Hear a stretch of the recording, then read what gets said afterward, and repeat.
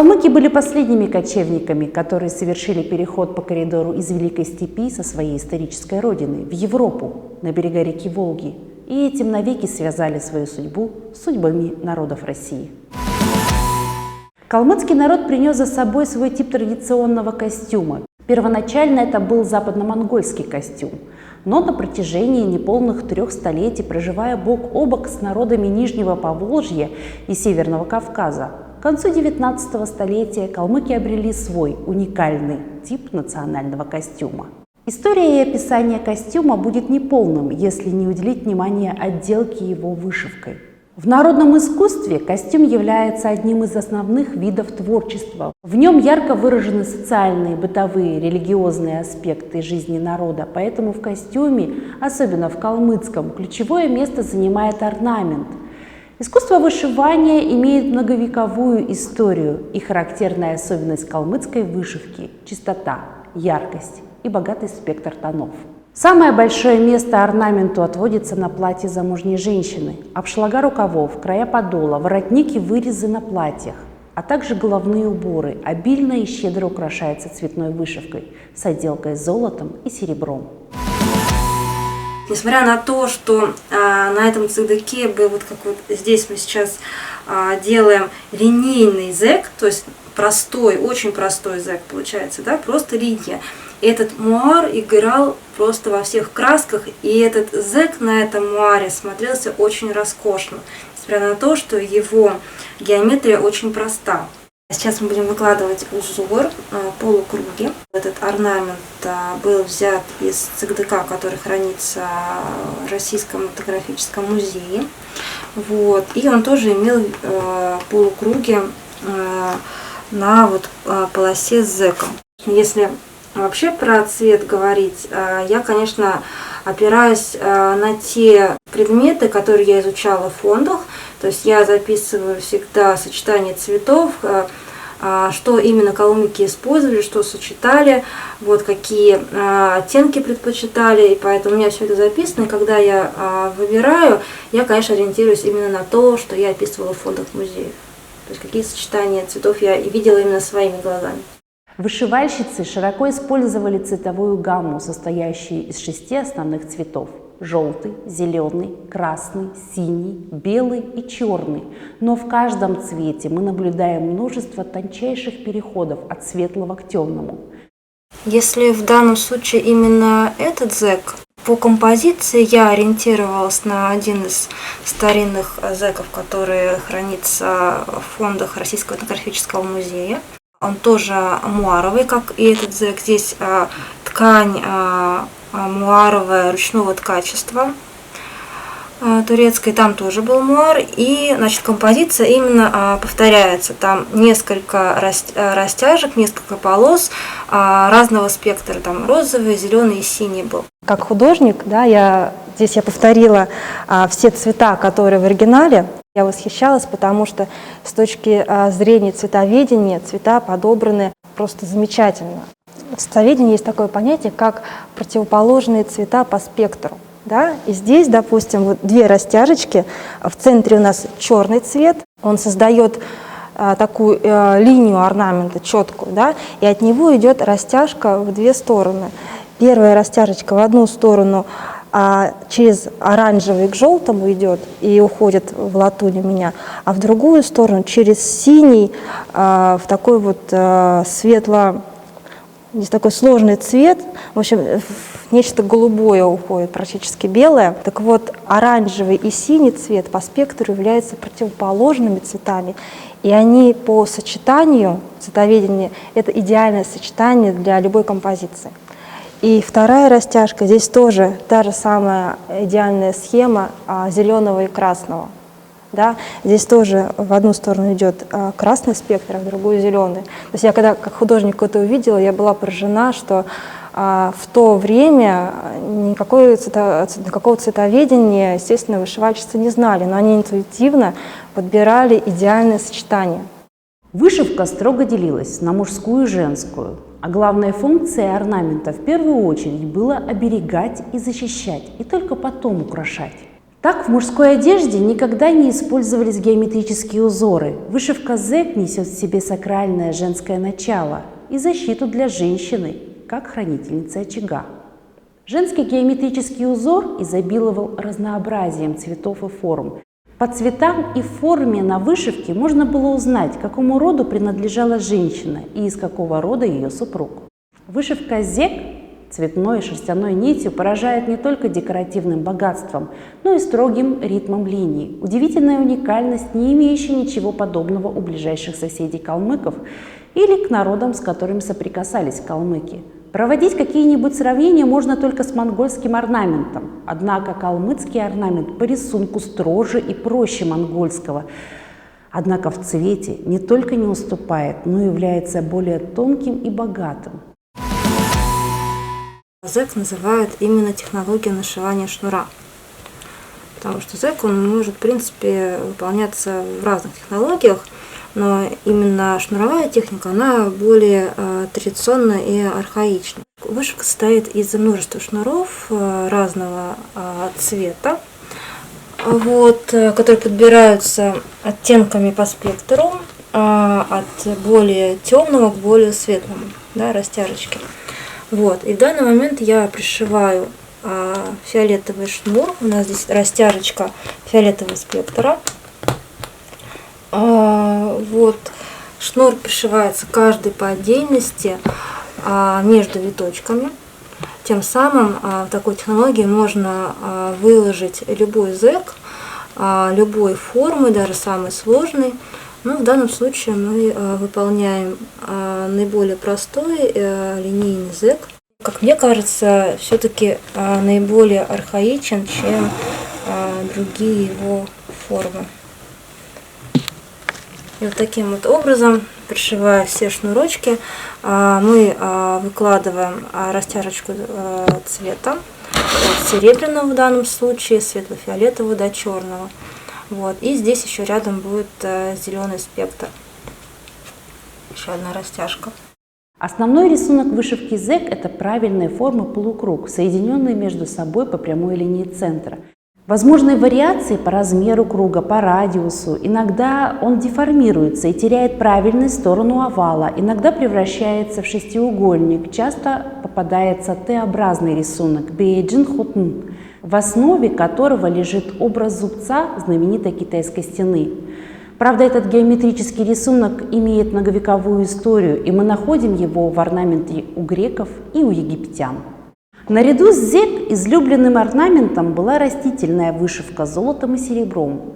С ней связана одна из легенд калмыцкого костюма. Дочери черкесского народа, выдаваемые замуж за калмыцкую знать, привнесли в калмыцкий костюм свою излюбленную технику вышивки листьев и цветов по высокому настилу. Вышивка золотой и серебряной нитью по бархату сознательно ограничена в цвете, чтобы подчеркнуть искусность вышивки. Часто использовалась для отделки девичьего костюма и головных уборов. В своей основе всегда имеет реалистичный рисунок растений. Вышивалась она по высокому настилу, с подложкой из шерстяной нити и картона. Этим достигался эффект рельефности вышивки. Девушки украшали свои вышивки бисером, бусином и металлическими пластинами. Растительный орнамент шапочки, он полностью взят тоже с оригинала. Но так как шапочка у меня меньшего размера, чем оригинал, который здесь хранится, я полностью переработала весь орнамент, сохранила детали в их первозданном виде и полностью перерисовала, просто изменив наклон деталей. Здесь, может быть, незаметно, но он полностью переработан. Перерисован, но полностью я оставила все детальки, какие должны быть. В оригинале использовано золотное шитье по высокому настилу, а у меня здесь я использовала золотное шитье по карте. По карте это как карта-картон, то есть под листочки, под вот эти вот решетчатый лист врезается картон, пришивается, и только потом он зашивается металлическими нитями. Вот. Здесь получается плоская, а по высокому настилу такие выпуклые цветочки, выпуклые элементы получаются. Также здесь используется канитель. Канитель – это такая пружинка, круглая в сечении. Здесь она используется в решетчатом листе, здесь заполнение фона. И по краю, здесь пайеточки, по краю здесь косичка идет маленькая. Канителька как раз позолоченная, она очень-очень тонкая, где-то 0,7 мм. Также здесь фон заполнен трунцалом. Трунцал – это уже пружинка квадратная в сечении. И из-за того, что это квадрат, у него есть грани, и при освещении свет преломляется в этих гранях, и получается такое вот мерцание. Даже вот можно посмотреть, что именно мерцает. Если круглая канитель, она просто дает линии, да, то трунцал, он дает мерцание на свету. И такая вот градация между материалами, она тоже дает свой такой шарм, потому что даже вот листики, да, вот здесь вот бутончик не раскрытый, он наполовину выполнен из ниток, которые просто плоские ниточки, да, круглые, а половина выполнена из ниточки, которая в своей форме имеет зигзаг, так, зигзагообразная. Если здесь вот нить рококо, она имеет волну, то здесь она имеет зигзаг. На самом деле в оригинале тоже использовалась нить рококо, но зигзагообразная нить рококо, они у меня разной толщины. И поэтому здесь невозможно было использовать более толстую нить, и пришлось заменить ее на зигзагообразную. Но смысл повторяется, что бутон выполнен двумя разными нитями, да, разной фактуры. Калмыцкие умельцы не только являлись авторами и создателями своих узоров, но и сами приготавливали и окрашивали нитки, добывали красители для тканей, удивительные по набору и разнообразию цветов и их оттенков, по стойкости и прочности окрашивания, о чем можно было судить по оставшимся образцам. Естественно, это долгий процесс. Я красила целый день с утра до вечера, потому что нужно шелк обработать специально, удалить все после химической обработки, да, после производства. Все нужно удалить, его обработать, потом все это варится в кастрюле, да, у тебя должен быть термометр, который должна следить за поднятием температуры. Температура поднимается очень плавно, поэтому заняло это целый день, весь этот процесс. В общем, результат налицо, очень красивый цвет получился, я очень этим довольна. Многообразие головных уборов калмыцких девушек и женщин могло рассказать о своей хозяйке многое. Социальный статус рода, замужем ли она, имеет ли она детей. В чем своеобразие головных уборов национальных? Во-первых, не только вот формой, но и теми легендами, которыми обставлены головные уборы. И, конечно же, многочисленные контакты со многочисленными народами позволили калмыкам кое-что перенять, позаимствовать у многих народов. Но известно, что отношение этого народа к шапке, к головному убору было очень сакральным. Считалось, что нельзя его передаривать, нельзя его дарить, нельзя перешагивать, нельзя крутить, вертеть им. Вот тут очень много было таких условий, примет, связанных с головным убором. Но еще головной убор – это был символ свободы. Известно было отношение к нему трепетное. Понятно, что они снимали в хуруле и перед матерью. И поэтому эти головные уборы, они были обязательной основной частью костюма и еще декоративным элементом.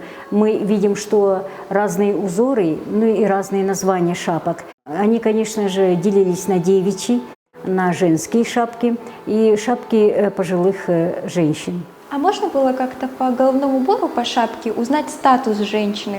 То есть из какой она семьи, богатой или наоборот? Собственно, мы недавно как-то столкнулись с одной темой, что Камчатка, как вы видите здесь Камчатка, да, это род пилотки. Такая же шапка в виде пилотки есть у бурят. бурят, но только вот верхняя часть, гребешок у них оформлен позументом. У нас же вот эта нижняя часть у Камчатки, вы видите, она оформлена вот золотными нитями. Есть версия, что эту шапку носили до рождения ребенка. Потом шапка менялась на другой головной убор, халмак. Но вот в данном случае вот, считают некоторые специалисты, что эта шапка не халмак, а халвынг. Наискос идет прибор. Вот сзади вас, обратите внимание, вот этот классический халмак, шапка замужней женщины. Вы видите с отворотом, одна половиночка левая символизирует орнамент мужа ее, а правая орнамент ее рода. И вот наиболее известны вот такие виды шапки халмак, которые носят женщины, которые уже имеют детей. Джатак – низкая круглая шапка, плоская сверху. Торцик – круглая шапка с низким околышем из черного бархата, расшитая бисером и металлическими блесками. Камчатка – шапка типа пилотки из черного бархата, носилась только девушками, не выходившими замуж. Халмак шилась из двух половинок разной величины с отворотом. Верх шапки четырехугольный надевался, чтобы угол между низкой и высокой частью приходился на лбу у переносицы. Одно было неизменно в головных уборах – наличие красной кисточки, как почетного знака калмыцкого народа, как символ солнца и огня. Страшным грехом и оскорблением было, если кто-то срывал шапку и бросал ее на землю. Эту шапочку, значит, она хранится здесь, в музее имени Пальмова, представлена в экспозиции. И мне в один прекрасный год дали возможность ее изучить, достали из экспозиции. Я здесь вот непосредственно в этом зале делала замеры, записи, фотофиксацию и так далее. Женская, другая мужская. С одной стороны у нас геометрический орнамент, называется зек. Выполнен он в технике наложения шнура. И здесь также присутствует золотное шитье. Вот этот вот фон, он полностью выполнен вручную вышивкой в прикреп. Это латунная нить, и прикреп делается, вот видите, здесь зигзаг. И вот именно прикрепной нитью выстраивается вот этот вот зигзаг. То есть у нас металл идет только сверху, а прикрепная нить снизу, и выходит она только на стежки, где нужно прикрепить ниточку. То есть это полностью все зашито латунной нитью. Это имитация дорогой ткани.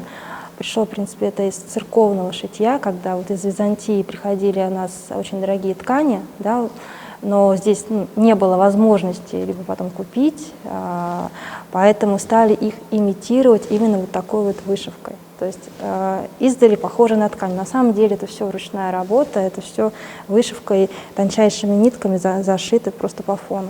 И вот здесь есть галун, да, но на самом деле это не галун, на самом деле это вышивка.